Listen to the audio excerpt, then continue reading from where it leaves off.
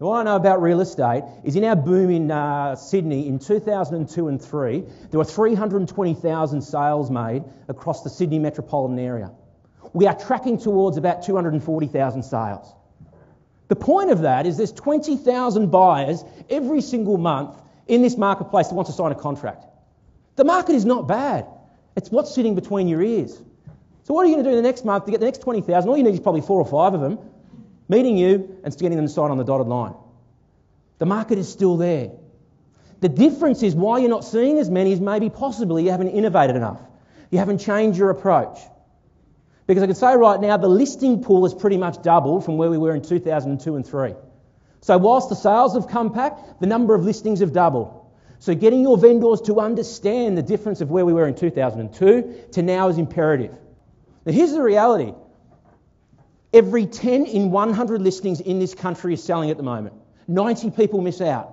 So if you're getting the model wrong around price, presentation, promotion and process, the 4 Ps, and I'm going to keep coming back to, the thing won't sell.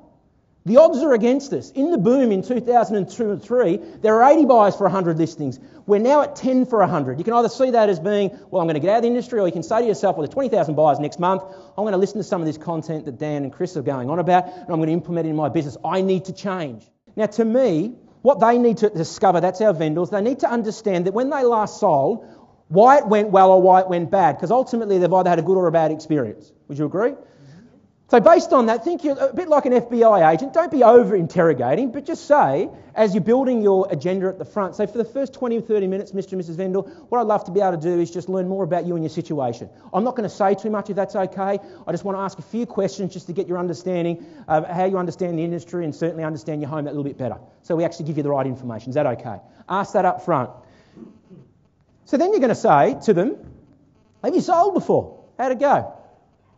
And you say, oh, no, it wasn't a good result at all. Well, what happened? Well, the agent that came in said, did we get $1 million? We ended up getting 820. Okay, so how did they actually come up with the price? Well, they came in and said that they had a buyer on their database and said that that particular buyer on their database wants to spend $1 million and they've actually pointed their home from the street. Okay, did they actually give you any evidence around that your home was worth $1 million? No, they actually didn't do that. I just sort of believed him. So this time around, are you going to be interested in getting some evidence? Yeah, I'd love to get some evidence. So you're asking, you could ask another 4 or 5 questions around that, but what he said is price was an issue. They got upset with the price going from $1 million to whatever it was, $850, and investigate that. They need to relive it and understand what happened in that. Because if you're asking questions, when you go to the advisory part, it's a lot easier. It's like, when you sold before, he used to drop from there to there. What I'd love to do is just show you how we look at pricing strategy in your marketplace. Let's take a look at the market.